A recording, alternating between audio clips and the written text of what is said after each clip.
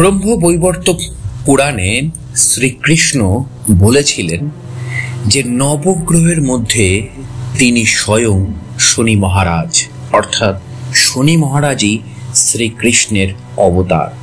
পুরাণে শনি মহারাজকে পুরুষ হিন্দু দেবতা হিসেবে ব্যাখ্যায়িত করা হয়েছে এবং যার মূর্তি শিল্পেও আমরা দেখতে পেয়েছি তলোয়ার বা দণ্ড অর্থাৎ রাজদণ্ড বহনকারী এক কাকের উপর তিনি বসে আছেন। শনি মহারাজ কর্ম, ন্যায় বিচার ও প্রতিশোধের দেবতা এবং একজনের চিন্তা, কথা ও কর্মের উপর নির্ভর করে তাকে ফলাফল প্রদান করেন। শনি দীর্ঘায়ু, দুঃখ, মৃত্যু, বার্ধক্য, শৃঙ্খলা, সীমাবদ্ধতা, দায়িত্ব, বিলম্ব, উচ্চাকাঙ্ক্ষা, নেতৃত্ব, কর্তৃত্ব, নম্রতা, সততা ও অভিজ্ঞতার জন্মগত জ্ঞানের নিয়ামক। তিনি আধ্যাত্মিক তপস্যা, শৃঙ্খলা ও বিবেকপূর্ণ কাজকেও বোঝায়। তার দুজন স্ত্রী অর্থাৎ শনি মহারাজের দুজন স্ত্রী, প্রথম জন নীলা, যাকে নীলা রত্ন পাথরের মূর্তি হিসেবে আমরা জানি, এবং দ্বিতীয় জন মান্দা অর্থাৎ যাকে আমরা গান্ধর্ব রাজকন্যা হিসেবে জানি। শনি মহারাজের কারকতা হচ্ছে বৃদ্ধ, বয়স্ক লোক, বিলম্ব, শৃঙ্খলা, দুরারোগ্য ব্যাধি, নিঃসঙ্গতা, ক্লেশ, দুঃখ, দুশ্চিন্তা, ভীতি, মৃত্যু, অস্থিপীড়া, পক্ষাঘাত, মৃত্যু ভয়, বধিরতা, শরীর কম্পন, শ্বাসরোগ, যক্ষা, আয়ু, সংযমী, স্বল্পতা, বিচ্ছেদ, সন্ন্যাসী, ত্যাগ, শ্রম, নীল, ধৈর্য, শ্রমিক, আধ্যাত্মিকতা, নিম্নবর্গের লোক, দাস, দাসী, অস্থি, দাঁত, পর্বত ভ্রমণ, কেশ, কষায় রস ইত্যাদি। শনি মহারাজের অপর নাম যম, মন্দ, রবিসুত, শনৈশ্চর, অর্কপুত্র প্রভৃতি। নবগ্রহের গ্রহরাজ শনির আরো কিছু মত গোটা ভারতবর্ষ জুড়ে ও পৃথিবী জুড়ে রয়েছে। যেমন শনি গ্রহকে গ্রহরাজ ও মহাগ্রহ বলা হয়ে থাকে। শনিদেব হিন্দু ধর্মের মতে একজন দেবতা। জ্যোতিষীদের মতে শনির কুদৃষ্টি অশুভ ফল নিয়ে আসে। তিনি খারাপের জন্য খারাপ এবং ভালোর জন্য ভালো ফল বয়ে আনেন। সৌরজগতের শনি গ্রহ ও সপ্তাহের শনিবার দিনটি শনিদেবের নামে নামকরণ করা হয়। শনিদেবকে শনৈশ্চর বা শনিশ্চর নামেও ডাকা হয়। তার পত্নীও এখানে ধামিনী, তার সন্তান মান্দি ও কুলিগ্না। তিনি সূর্যদেব ও ছায়ার পুত্র। তার 4 হাত, তার হাতে ধনুক, বাণ, ত্রিশূল ও গদা থাকে। তার গায়ের রং কালো। তিনি ধীর গতির, তাই তিনি আস্তে চলেন। তার বাহনই কাক বা শকুন।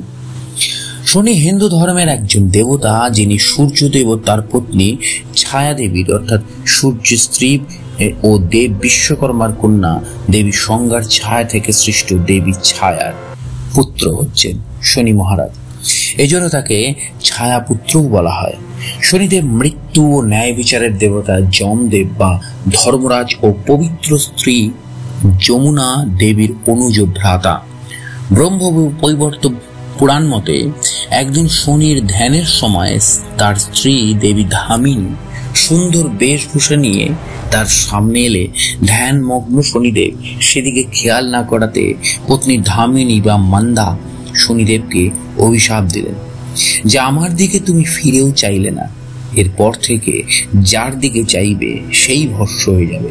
কোনো কোনো মতে মনে করা হয় যে এটি মঙ্গল দোষের প্রভাবে হয়েছে।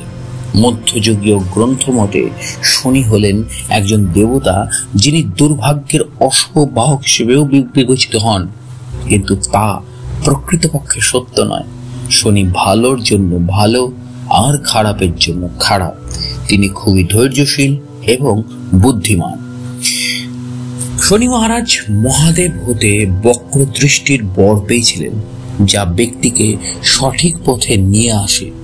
উল্লেখ্য, কর্মফল দিতে গিয়ে তিনি অনেকের রোষানলে পড়লেও কখনোই সত্যের পথ থেকে তিনি বিচ্যুত হননি।